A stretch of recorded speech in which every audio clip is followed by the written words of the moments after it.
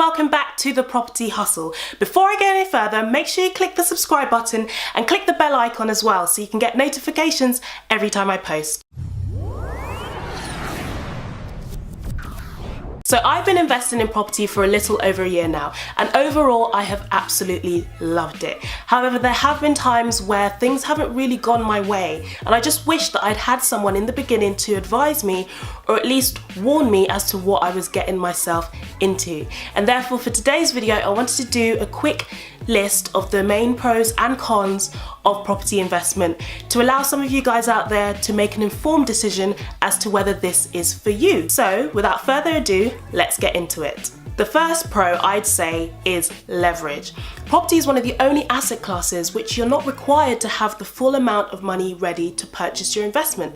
You can literally borrow money from the bank in the form of a mortgage as long as you have enough for the deposit on the property. You also want to make sure that the rental income that you'll get from the property is enough to cover the mortgage and also provide you with some profit on top.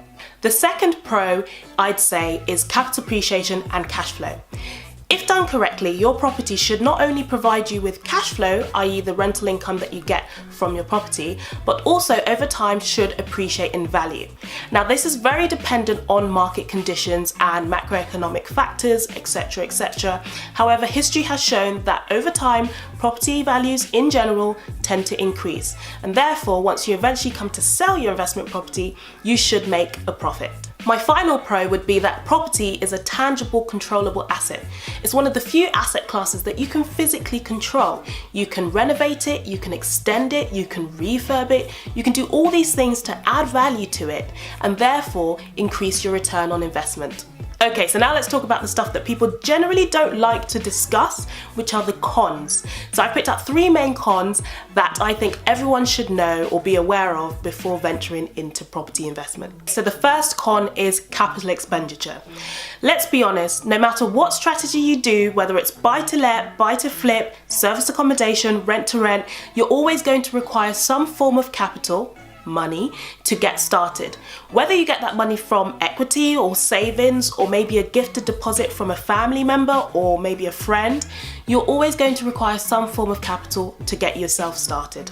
The second con is liquidity. Liquidity in layman's terms is basically how quickly you can sell an asset in order to make your money from it. Now, property by nature is very illiquid. On average, it can take anywhere between 4 to 12 weeks to sell your property. So if you're looking to get into property, just make sure you realize that it's a long-term game and that it could take you a while to realize your return on investment. The final con I'd say is that property is time intensive.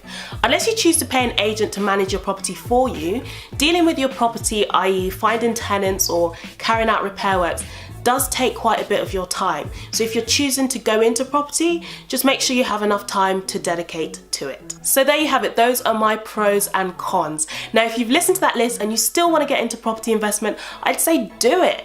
I mean, it is a really steep learning curve, but when all is said and done, I guarantee you won't regret it. Unfortunately, that is it for this video. I really hope you found it useful.